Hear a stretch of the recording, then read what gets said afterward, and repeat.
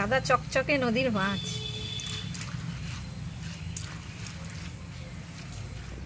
নমস্কার, Bengali kitchen ব্লগে আপনাদের সবাইকে স্বাগত। আজকে চলে এসেছি আরেকটা নতুন ভিডিও নিয়ে। দেখুন, নিয়ে এসেছি নদী থেকে ধরে আনা গাংচালা মাছ। এই চালা মাছের আজকে একটা নতুন রেসিপি হবে। আশা করব আপনাদের খুব ভালো লাগবে। প্রথম থেকে শেষ পর্যন্ত অবশ্যই আপনারা আমাদের সাথে থাকুন।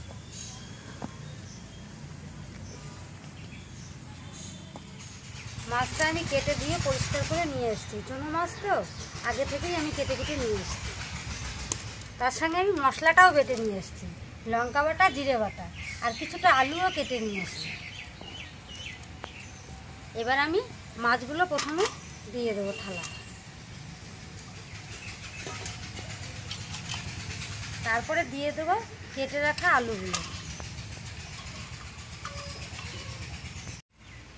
এরপরে দিয়ে দেবো বাটা মশলা, জিরে বাটা, লঙ্কা বাটা। লবণটা দিয়ে দিলাম। হ্যাঁ হ্যাঁ, দিয়ে দাও। আর একটু দেবো? একটু দাও। দাও হলুদ গুঁড়োটা, কারণ তোমার হাতে মাছ লাগানো হয়ে যাবে না? সরিষার তেল?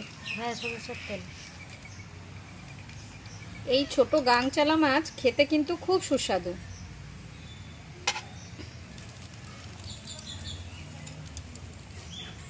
এবার ভালো করে মাখিয়ে নেব। এটা হাতে মাখানো চুনো মাছের ভাপা। এই হাতে মাখানোই টেস্ট বেশি, মাখানোটাই হচ্ছে এর কায়দা। মাখানোটা হয়ে গেছে, এবার আমি উনুনটা ধরিয়ে দেবো। একদম সহজ একটা রেসিপি, কিন্তু খেতে খুবই ভালো লাগে।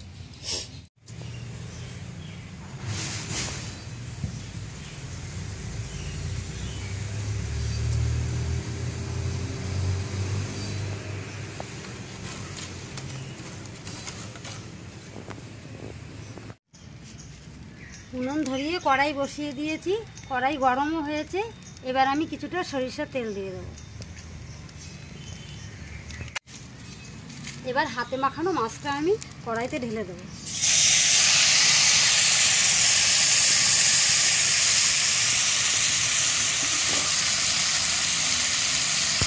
আর দিয়ে দেবো অল্প পরিমাণ জল।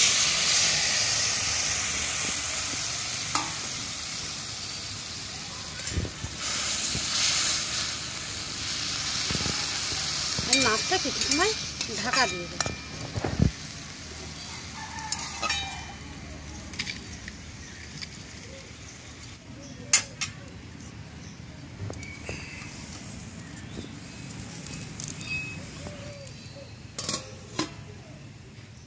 এবার ঢাকনাটা খুলে দেখব।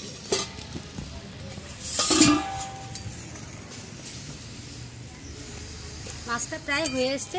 আমি এবার কয়েকটা কাঁচা লঙ্কা চিড়ে দেব।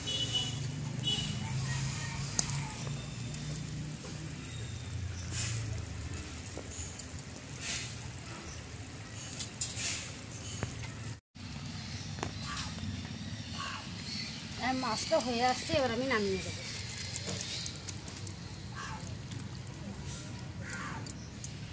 এই চুনো মাছ ভাপা রেসিপিটা যদি ভালো লেগে থাকে তাহলে আপনারা লাইক, কমেন্ট ও শেয়ার করে দেবেন।